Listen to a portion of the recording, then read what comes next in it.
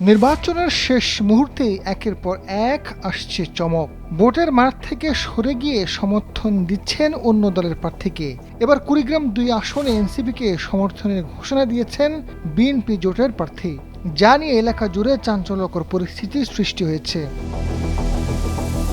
কুড়িগ্রাম সদর, কুলবাড়ী ও রাজারহাট উপজেলা নিয়ে কুড়িগ্রাম ২ আসন গঠিত। এ আসনে ২১টি ইউনিয়ন ও একটি পৌরসভায় মোট ভোটার সংখ্যা ৫,৬৭,২০২ জন। এর মধ্যে পুরুষ ভোটার ২,৮০,৭৩৬, নারী ভোটার ২,৮৬,৪৬৩ ও তৃতীয় লিঙ্গের ভোটার ৩ জন রয়েছেন। এদিকে কুড়িগ্রাম ২ আসনে এনসিপির ডক্টর আতিক মুজাহিদকে সমর্থন দিয়ে নির্বাচনের মাঠ থেকে সরে দাঁড়িয়েছেন বিএনপি জোটে থাকা গণ অধিকার পরিষদের মোহাম্মদ আবদুল্লাহ মিয়া বাবলু। স্থানীয় পর্যায়ে নেতাকর্মীদের অনুরোধ, রাজনৈতিক বাস্তবতা এবং সামগ্রিক পরিস্থিতি বিবেচনা নিয়ে এই সিদ্ধান্ত নেওয়া হয়েছে বলে জানানো হয়েছে।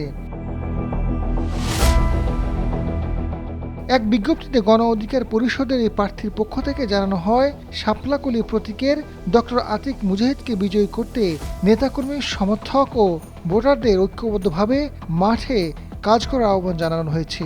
সকলের সম্মিলিত প্রচেষ্টায় বিজয় অর্জন সম্ভব হবে।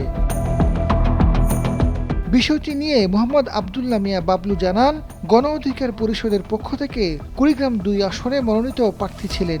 বিশেষ কারণে চূড়ান্তভাবে মনোনয়ন সাবমিট করেননি।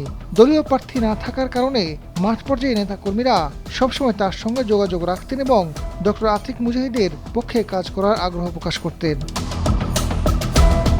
এনসিপির ডক্টর আতিক মুজাহিদ জানান, কুড়িগ্রামের মানুষের জন্য কাজ করতে এসেছেন, কোনো দলের একক নেতা হিসেবে নয়। কুড়িগ্রামের ন্যায়, ইনসাফ ও সংস্কারপন্থীদের মাঝে যে গণজোয়ার তৈরি হয়েছে, সেই যাত্রায় বাবলুও তাদের একজন সহযোদ্ধা হিসেবে যুক্ত হয়েছেন। রাজনৈতিক বিশ্লেষকদের মতে, কুড়িগ্রাম ২ আসনে বিভিন্ন রাজনৈতিক শক্তির এই সমর্থন ও সমন্বয় আসন্ন নির্বাচনে নতুন সমীকরণ তৈরি করতে পারে।